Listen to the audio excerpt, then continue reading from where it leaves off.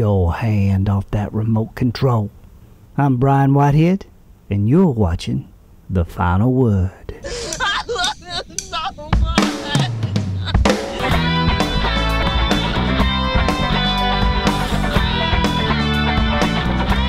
Ladies and gentlemen, let's have a big round of applause in your living rooms for our fine musicians, Kevin Lisenby and the Snake Skin Boots.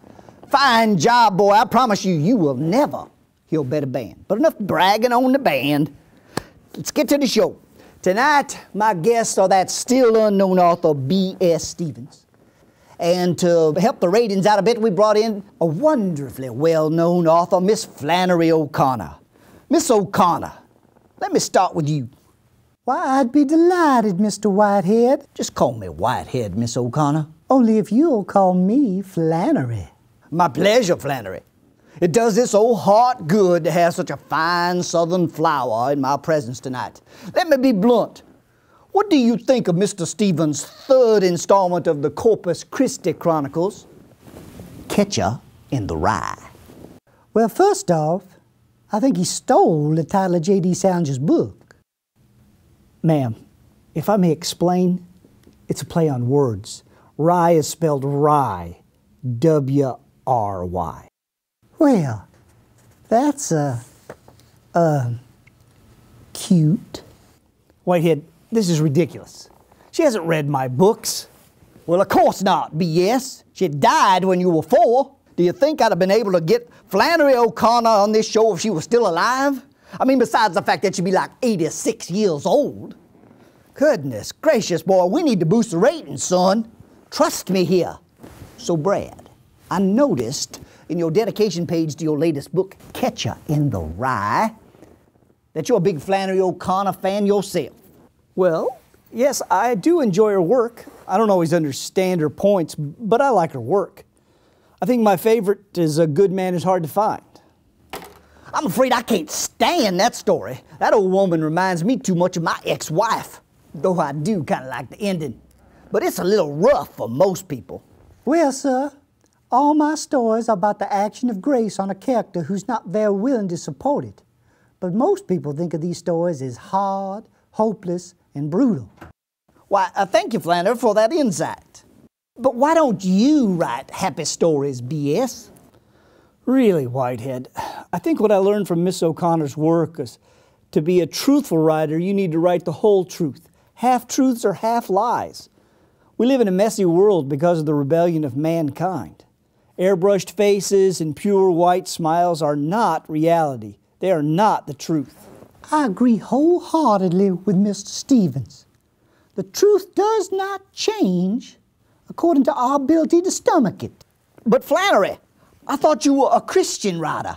Whitehead, I am a Christian, but a good Christian writes the truth, the whole truth, and nothing but the truth. The sorry religious novel comes about when the writer supposes that because of belief, he is somehow dispensed from obligation to penetrate the concrete reality.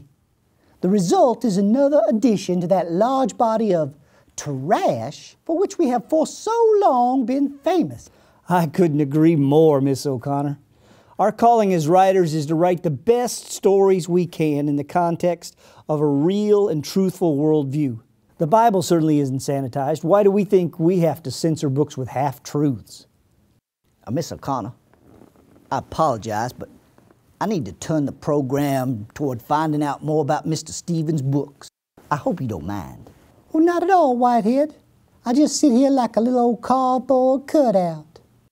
First, B.S., let me say from the bottom of my heart, thanks once again for featuring me so prominently in this book. I think my fan base has started to grow exponentially.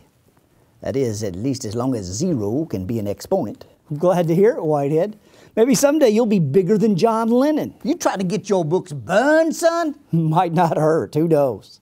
Why don't you tell the audience a little bit about Catcher in the Rye? Well, this one picks up the story of Charles and Prudence from the second book, Choosing Sophia, and it fills in some blanks. It reveals how Charles began teaching at Clay High School, picks up a few characters in the first book. Of course, Rush is in it, Avery, Laurie, and a few other surprises. Well, you certainly have given Charles a hate-worthy protagonist in Jim Preston. I know my scenes with him were enough to ruin the rest of my day. I can't stand the boy. Whitehead, you're a TV evangelist. You're supposed to love everybody. Well, he's certainly a picture of the end results of a bad public education, I can tell you that. But it's more than that. He causes so much pain to people that I love. He's so full of hatred. Can't you tell the truth and leave that part out? Well, can you live your life with no sad parts or no bad people without being high on something? I don't think so. Have you forgotten your own words in these books? I know. I realize that in the books I'm not this squeamish. But you know, I've been talking to your wife. I know she can't stand your books. What does she say? He's a great writer, but I just can't read what he writes. I get out from between the covers every now and then. I talk to people and, well, you just make things seem so dark. All right, that's it. You have been getting out too much. Who told you you could talk to my wife?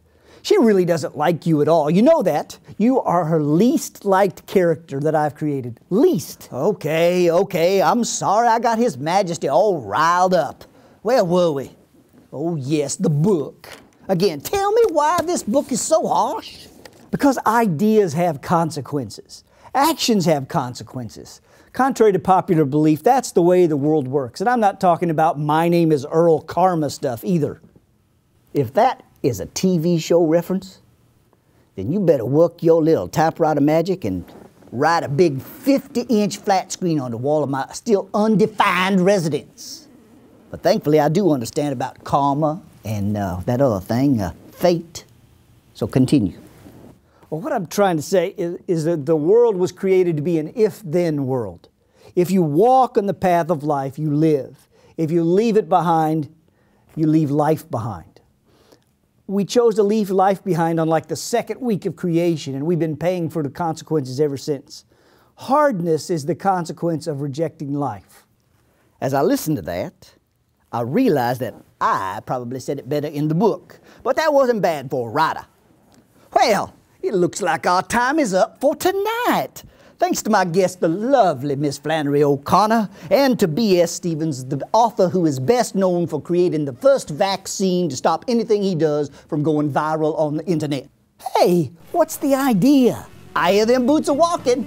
Sorry. Out of time.